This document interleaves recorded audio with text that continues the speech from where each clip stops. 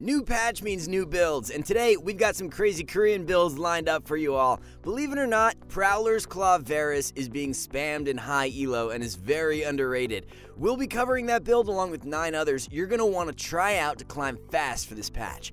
We're always talking about the most broken champions in the game, and rightfully so, but who do you guys think is the most balanced champion? Personally, Jhin is one who comes to mind that I've seen a decent amount recently, but is never someone who makes me really frustrated and just feels like an overall good champion at the moment. Of course, there was a point a while back when Gale Force was overtuned to where Jhin was pretty insane, but since then, I've had no complaints really. Let us know in the comments if you agree with this pick, or who you would choose as the most balanced champ for 11.10. And while you're down there, make sure to hit that subscribe button if you haven't already. So without any further ado, let's jump into it. So many Western Ornn players fall into the trap of building Sunfire Aegis. However, Koreans have been spamming a Chemtank into Warmog's build and winning at a very high rate. Chemtank gives Ornn insanely good access into fights and allows him to line up his E so much easier. When channeling ult from a distance away, without the Chemtank active, it can be very difficult to follow up on that nice pick.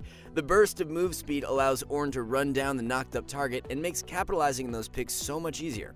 As for the Warmogs, Ornn's passive increases his bonus health by 10%, so stacking HP is really good value. Warmogs for solo queue is quite underrated in general, as being able to heal up and remain a threat after soaking tons of damage is insanely powerful. We're not even finished yet though, as the third item in your build path will be a Gargoyle Stoneplate. The mass health stack from Warmogs coupled with the 60 armor and magic resist from Stoneplate work insanely well together. You have a great mix of health and resists along with the disgusting shield from Stoneplate that scales with max HP. This is a huge reason as to why Warmogs and Stoneplate combo is so crazy, since the shield from Stoneplate scales with 100% of your bonus health. When popping Stoneplate active on your 3-item spike, you'll have well over 1,000 HP shield. For runes, you'll grab Spellbook from the Inspiration Tree with Freeboots, Biscuits, and Cosmic Insight. Second Wind and Overgrowth work best for secondaries. So, we all know by now how broken Lulu support is after the buffs from last patch, but Lulu top lane is even more insane. The build going around is a Shurelya's Rush into Chemtech Putrefier second, and this setup does an insane job at shutting down any bruiser top. Some of the most common matchups for Lulu top right now are Aatrox, Darius, and Renekton. All 3 of those champs have heavy healing in their kits, and all of them get shut down completely by Lulu's kit. The Shurelya's active combined with Lulu W and ult makes it nearly impossible for an Aatrox to even play the game. The kiting potential from this build on Lulu is just way too broken. If somehow those champions manage to get into a fight, the healing reduction from Putrefier will nullify any sort of durability and allow your team to burst them out super fast. So for the complete build, rush a Shurelya's into Chemtech second and Ardent third. Rune page will be Summon Aerie with Mana Flow, Transcendence, and Scorch. Secondary runes are Biscuits and Time Warp Tonic from the Inspiration Tree. Make sure to start the game off with a Corrupting Potion to get full value out of the Tonic rune. And remember, if you want to improve fast and get the rank you've always wanted, then check out our hyper improvement system at skillcap.com. We have professional courses by the top players, Smurf commentaries where a challenger player walks you through how to climb out of every rank from iron to diamond, and we upload tons of new exclusive guides to our website each week. In fact, we're so confident that you'll climb using our system that if you don't climb at least 5 divisions while actively using Skillcap, you can claim a full refund, so there's no risk. What are you waiting for? Check out skillcap.com and get the rank you've always wanted. Link in the description below. Ever since the Prowler's Claw quality of life buff from last patch, it's been extremely sleeper OP on Xin Zhao. If you're snowballing early on, Prowler's Claw can allow you to run away with a lead with ease. Whenever you're in E range of the opponent, there's no way for them to escape. Gap close onto them with E, and if they try to kite away, you activate the second dash from Prowler's Claw for nasty sticking power. Ideally, if you can get in range of the Prowler's Claw active, then using it as the initial gap close is the way to go. After dashing to the enemy with Prowlers, you're granted a 15% damage amp over 3 seconds, so it allows all your follow-up damage to burst really hard. Hail of Blades is run as the keystone, so this 15% extra damage over 3 seconds provides Xin with a ton of power. A sample full build looks like a Prowler's Claw Rush into Sterak second and Death's Dance third. The complete rune page is Hail of Blades with Sudden Impact, Eyeball Collector, and Relentless Hunter. Secondary runes are Triumph and Alacrity. Rumble Jungle has been taking the higher elos by storm the past 2 patches now, but the majority of players are building him wrong. So many high elo Rumbles, including Peanut, are rushing a heavy magic pen stack build consisting of a Void Staff second. Of course, you'll grab Sorc Shoes for boots to amplify that pen even more. Your average Rumble tends to pick up Void 3rd or 4th in most games, but the damage spike if you grab it second is really insane. This isn't to say Void second should be purchased every game though, as Zhonya's can still be a great angle against heavy dive or assassins.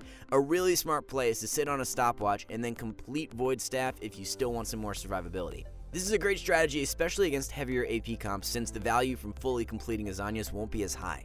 Overall, don't autopilot build Zhonya's second on Rumble every single game. Think about what works best for the situation and adapt on the fly.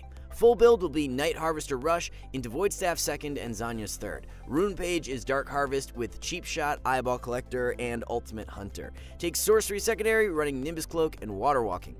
The Rage Blade buffs this patch will help a bunch of different champions, and one pick Koreans are loving it on is Aurelia. Rage Blade has become a pretty staple third item for Aurelia over in Korea, but has yet to make its way over to the Western scene much at all. The cost reduction from 2,800 down to 2,600 makes Rage Blade way more accessible and allows Aurelia to hit an insane 3-item spike way faster.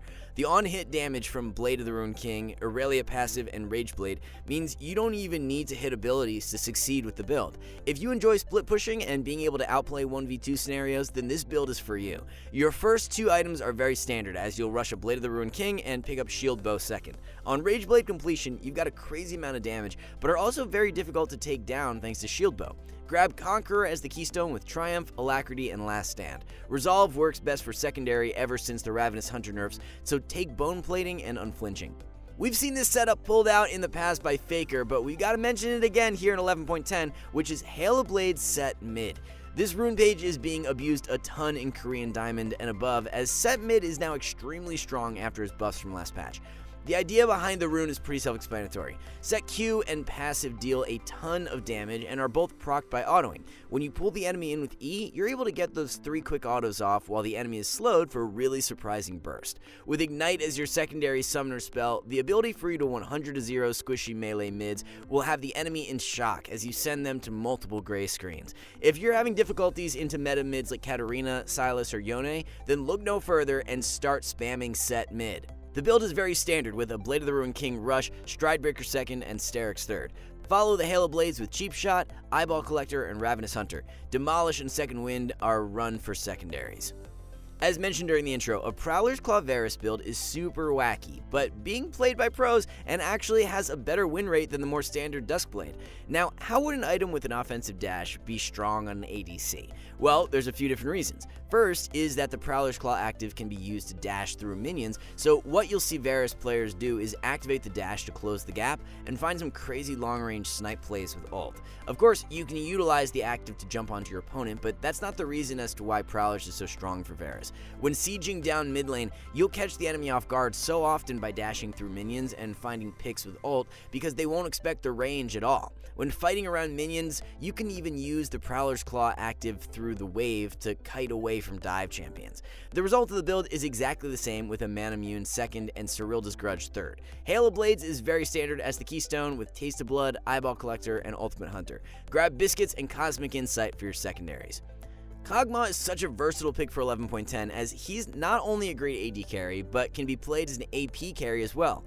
T1 ADC Gumayusi, along with lots of other pros, have been playing the AP build. After all, the buff to Kog E last patch saw the mana at all ranks reduced by 20, which allows him to spam so much more. The Q resist shred buff is huge for AP Kog as well. You want to start off with a tier and then go into Liandry's as your first core item. Rylai's second is the play, as the slow allows you to line up ult and chain the spell over and over. Horizon Focus will round out the core build and is super nuts on AP Kog since all his spells are well over 700 range. With Horizon Focus then tagging an enemy with a spell over 700 range, your damage is amplified by 10% over 6 seconds on that target. So to sum it all up, full build is Liandry's into Rylai's and then Horizon Focus.